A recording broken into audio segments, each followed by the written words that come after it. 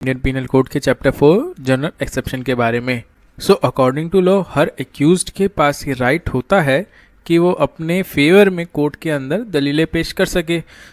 कौन सी दलीलें एक्यूज्ड पेश करेगा और कौन से सेक्शन के अंदर पेश करेगा कोर्ट के अंदर, जिससे उसको यहाँ ना जाना पड़े, उन सारे सेक्शंस के बारे में आज हम जानेंगे। हमारा जनरल एक्सेप्शन आईपीसी के चैप्टर 4 के अंदर सेक्शन 76 टू 106 के बीच में डिफाइंड है ना। अब जनरल एक्सेप्शन को हम हिंदी में देखें तो उसका मतलब है सामान्य अपवाद। अब जनरल एक्सेप्शंस के अंदर कुछ टॉपिक्स जिसको हम 3 वीडियो के अंदर कवर करेंगे, और पहले वीडियो में mistake of fact and mistake of law जो सेक्शन 76 एंड 79 के बीच में डिफाइंड है, privileged act and judicial act 77 और 78 के बीच में डिफाइंड है, एंड एक्सीडेंट नेसेसिटी जो 80-81 के अंदर डिफाइंड है को कवर करेंगे। एंड सेकंड वीडियो के अंदर हम incapability to commit crime, intoxication हो गया, अनसाउंड माइंडनेस हो गया, छोटे बच्चे हैं अगर ये कोई क्राइम करते हैं तो उसके लिए सजा मिलेगी कि नहीं मिलेगी, इन सब के बारे में 82 टू 86 के बीच में हम जानेंगे। एक्ट डन विथ और विदाउट कंसेंट जो कि 87 टू 92 के बीच में डिफाइंड है, इसके बारे में हम जानेंगे। And then communication in good faith 93 के अंदर, एक्ट कंपेल्ड बाय थ्रेट 94 के अंदर, एंड ट्रिवियलिटी सेक्शन 95 के अंदर जानेंगे। और अपने तीसरे वीडियो के अंदर हम प्राइवेट डिफेंस के बारे में जानेंगे जो 96 टू 106 के बीच में डिफाइंड है। इन सब के मीनिंग के बारे में हम जानेंगे कि इनका मतलब होता क्या है। एंड देन एलिमेंट्स और केस लॉस के बारे में भी हम जानेंगे। अब हम बात करेंगे सबसे पहले topic mistake of fact and mistake of law के बारे में, जो हमारा आईपीसी के चैप्टर 4 के अंदर सेक्शन 76 एंड 79 के बीच में डिफाइंड है। सबसे पहले हम बात करेंगे मिस्टेक ऑफ फैक्ट की। इसका हिंदी में मतलब हम देखें तो समझ आता है तथ्य की गलती। काफी बारी प्रीलिम्स में पूछ लिया जाता है कि इस मैक्सिम का मीनिंग क्या है, या फिर मिस्टेक ऑफ फैक्ट कौन से मैक्सिम से डिराइव हुआ है, तो वो इस मैक्सिम से डिराइव हुआ है, 1 नंबर का क्वेश्चन बन जाता है। नाउ अब मिस्टेक ऑफ फैक्ट है क्या, कौन से सेक्शन में डिफाइंड है, इसको देख लेते हैं। मिस्टेक ऑफ फैक्ट हमारा सेक्शन 76 के अंदर डिफाइंड है। इसको हम एक एग्जांपल से समझते हैं। सबसे पहले सपोज कीजिए एक पुलिस स्टेशन में एक इंस्पेक्टर ने अपने 2 कांस्टेबल को बोला कि एक्स नाम के एक व्यक्ति को इस वाई कॉलोनी से लेकर आओ। ये 2 कांस्टेबल इस वाई कॉलोनी में पहुंचे, और यहाँ पे जब इन्होंने पूछताछ करी इस एक्स व्यक्ति के बारे में तो उनको 2 व्यक्ति मिले जिनका सेम नाम था एक्स। अब इनको लेके जाना था इस एक्स नाम के व्यक्ति को, लेकिन ये लोग लेके चले गए इस एक्स नाम के व्यक्ति को। जब ये लोग इसको पुलिस स्टेशन में इंस्पेक्टर के सामने लेकर पहुंचे तो इंस्पेक्टर ने कहा ये तो वो व्यक्ति नहीं है जिसके लिए मैंने तुम्हें भेजा था। तो इन लोगों ने इस दूसरे वाले व्यक्ति को वापसी भेज दिया कि अब आप जा सकते हैं, सॉरी फॉर द इनकन्वीनियंस। लेकिन जिस व्यक्ति को इन्होंने उठाया था पुलिस स्टेशन ले जाने के लिए, उसने इन दोनों कांस्टेबल्स के ऊपर केस कर दिया। तो अब ये दोनों कांस्टेबल कौन से सेक्शन के तहत अपना बचाव लेंगे, इसी सेक्शन 76 के तहत बचाव लेंगे कि भैया हम तो बाउंड बाय लॉ थे, हमें तो ये काम करना था और हमने ये किया। हमारी पूछताछ में ये पता चला कि इसी व्यक्ति को लेके जाना है तो हम इस व्यक्ति को लेके गए। तो ये मिस्टेक ऑफ फैक्ट है, ना कि मिस्टेक ऑफ लॉ है। ठीक है, तो यही हमारा सेक्शन 76 कह रहा है कि act done by a person bound और by mistake of fact believing himself bound by law, nothing is an offence. कोई भी वो ऑफेंस नहीं माना जाएगा अगर कोई व्यक्ति करता है in a mistake of fact but not in a mistake of law. और कैसे कर रहा है, इन अ गुड फेथ में कर रहा है, और वो एक्ट करने के लिए बाउंड बाय लॉ है। नाउ अब हम इसी टॉपिक के अपने सेकंड पोर्शन पे चलते हैं जो है मिस्टेक ऑफ लॉ। नाउ अब हम mistake of fact and mistake of law section 76 and 79 के सेकंड पोर्शन की बात करें तो बात करता है मिस्टेक ऑफ लॉ, जिसका अर्थ है विधि की भूल। अब ये जो मिस्टेक ऑफ लॉ है ये कहाँ पे डिफाइंड है, हमारा आईपीसी के सेक्शन 79 के अंदर डिफाइंड है। अब ये सेक्शन कह रहा है कि अगर कोई व्यक्ति कोई क्राइम या कोई ऑफेंस कमिट करता है मिस्टेक ऑफ फैक्ट के अंदर तो उसको सेक्शन 76 के तहत बचाव मिल सकता है।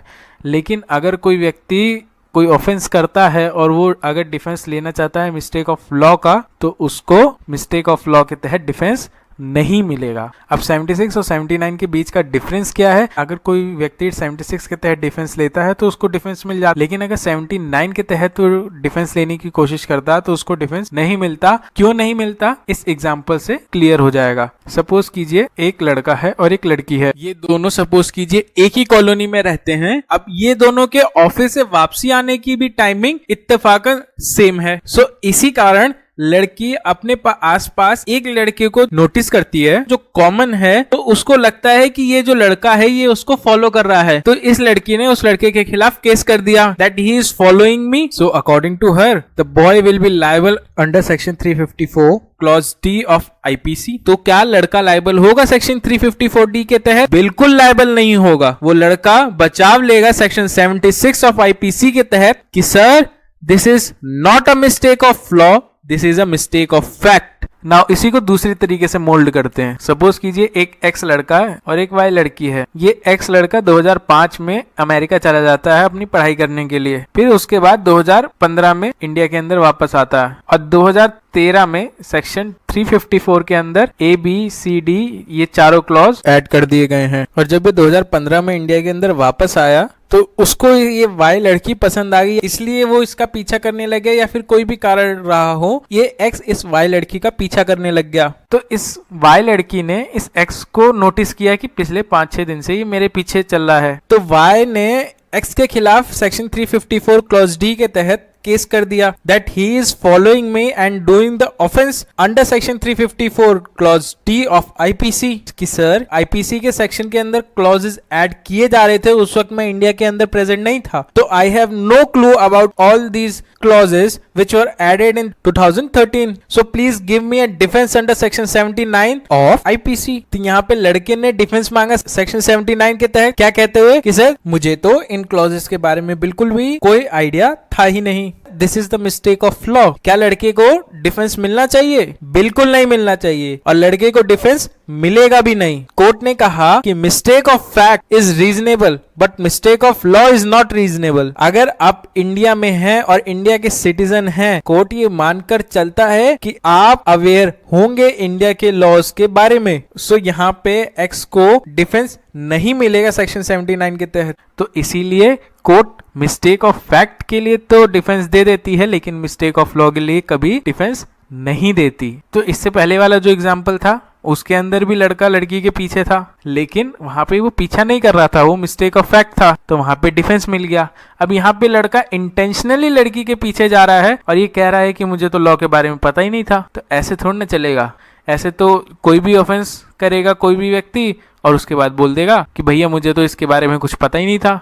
ऐसे कोर्ट डिफेंस नहीं देगी। कोर्ट हमेशा डिफेंस देगी मिस्टेक ऑफ फैक्ट पे, ना कि मिस्टेक ऑफ लॉ पे। तो आई होप हमारा जो जनरल डिफेंस का पहला टॉपिक है mistake of fact and mistake of law, जो सेक्शन 76 एंड 79 के अंदर डिफाइंड है, वो समझ आ गया होगा कि मिस्टेक ऑफ फैक्ट के तहत तो कोर्ट डिफेंस देगा, लेकिन मिस्टेक ऑफ लॉ के तहत कोर्ट डिफेंस नहीं देगा। नाउ अब हम बात करेंगे जनरल डिफेंस के अगले सेगमेंट की, जो है privileged act and judicial act, जो कि हमारे सेक्शन 77 एंड 78 के बीच में डिफाइंड है। इसको हिंदी में जाने तो प्रिविलेज्ड एक्ट का मतलब होता है विशेषाधिकार अधिनियम, एंड जुडिशियल एक्ट का हिंदी में मतलब होता है न्यायिक अधिनियम। अब हमारा जो सेक्शन 77 है वो क्या कह रहा है? अब सेक्शन 77 कहता है एक्ट ऑफ अ जज व्हेन एक्ट जुडिशियली। तो अगर कोई जज कोई जजमेंट सुनाता है, तो जज ने जिसके खिलाफ जजमेंट सुनाया है वो जज के खिलाफ केस नहीं कर सकता। सपोज कीजिए जज ने एक्यूज्ड को फांसी की सजा सुनाई, लेकिन जीने का तो अधिकार है, कॉन्स्टिट्यूशन का सेक्शन 21 हमें बताता है। तो अगर एक्यूज्ड जज के खिलाफ केस करेगा कि भैया सेक्शन 21 का वायलेशन किया है जज ने, तो जज बचाव कहाँ लेगा? तो जज सेक्शन 77 के तहत बचाव लेगा। ये जज का काम है जजमेंट सुनाना। लेकिन सपोज कीजिए एक एक्स व्यक्ति है और एक वाई व्यक्ति है। तो एक्स व्यक्ति है वो जज है, अब वो ऑफ ड्यूटी अपने घर को जा रहे थे, उन्होंने वाई को देखा जो उनका दुश्मन है, तो मौका मिलते ही एक्स ने वाई के ऊपर 2 राउंड फायर किए, जैसे वाई की ऑन द स्पॉट डेथ हो गई। तो अब एक्स ने यहाँ पे कोई जुडिशियली काम नहीं किया है। अब एक्स जो जज है वो सेक्शन 77 के तहत बचाव नहीं लेगा। नाउ इसी के अगले सेगमेंट पे चलते हैं। तो अगला सेगमेंट हमारा बात करता है सेक्शन 78। सेक्शन 78 कहता है act done pursuant to the judgment और order of the court. Suppose कीजिए कोर्ट ने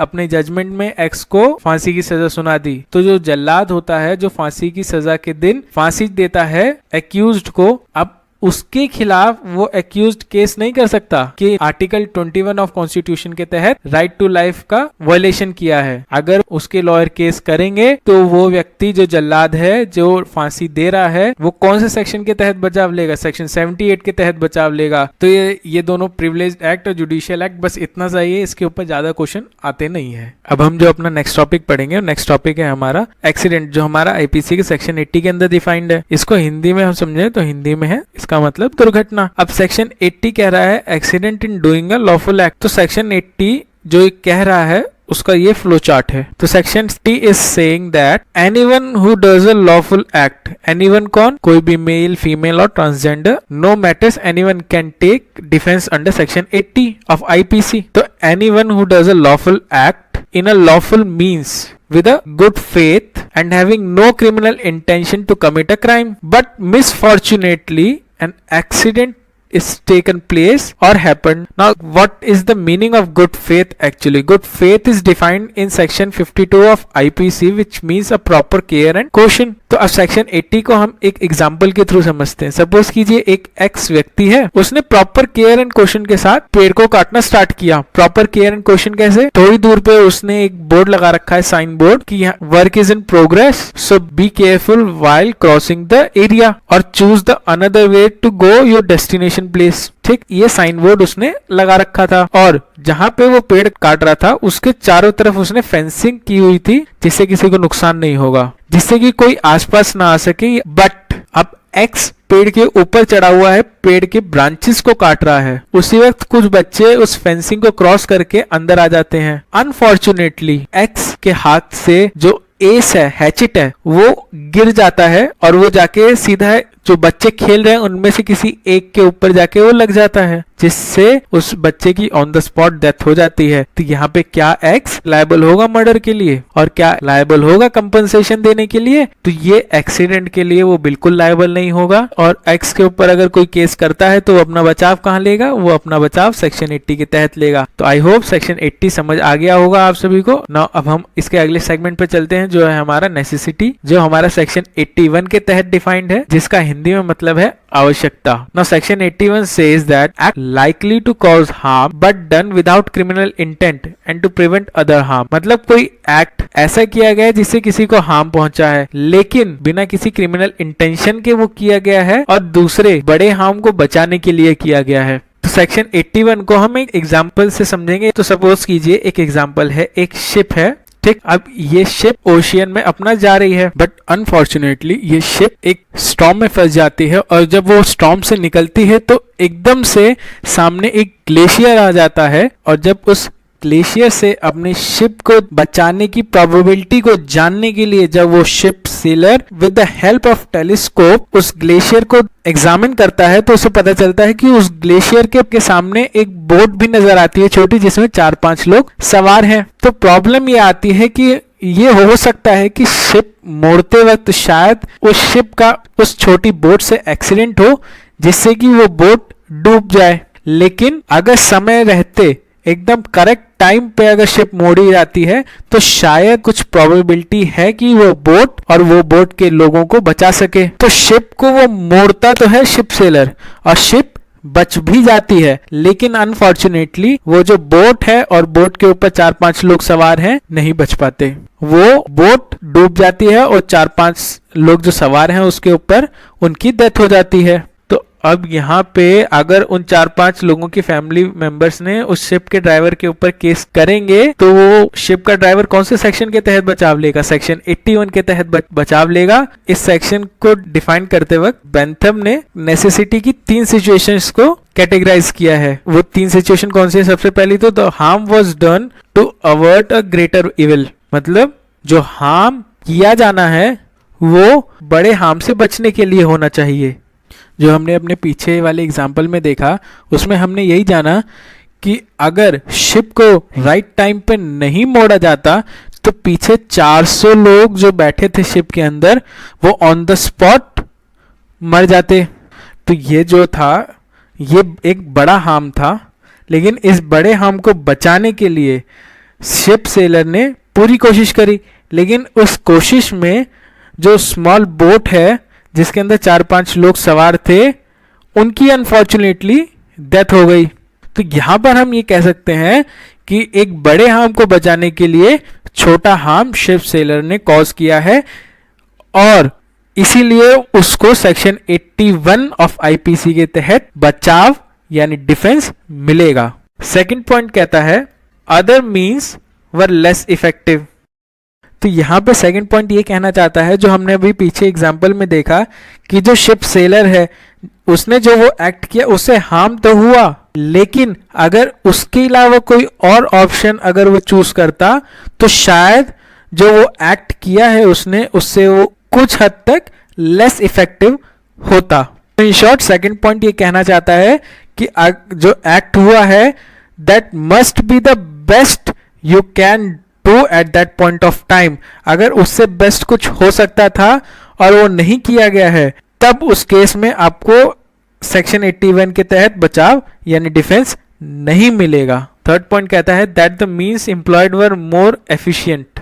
3 पॉइंट में बेंथम ने कैटेगराइज किया था सेक्शन 81 को कि ये 3 चीजें भी होनी चाहिए बाकी चीजों के साथ, तभी सेक्शन 81 के तहत बचाव मिलेगा। नाउ अब हम इसके केस लॉस को देख लेते हैं। तो सबसे पहला केस हम देखते हैं आर वर्सेस डुडली एंड स्टीवेंसन का। ये केस लॉ 3 लोगों के इर्द गिर्द घूमता है और ये तीनों लोग एक आइलैंड पे जाके फंस गए। अब वहां पे इन लोगों की हालत इतनी बुरी हो गई कि अगर अब ये लोग कुछ ना खाते तो शायद इनमें से कोई भी जिंदा नहीं बचता। ऐसे में डुडली एंड स्टीफनसन इन दोनों ने मिलकर ये प्लान बनाया कि जो इनके साथ तीसरा व्यक्ति था, जो एक छोटा बच्चा था, उसको ये दोनों मिलके मार के खा लें, जिससे कि कुछ देर और ये लोग जिंदा रह सके। तो इन लोगों ने उस तीसरे व्यक्ति को मार के खा लिया।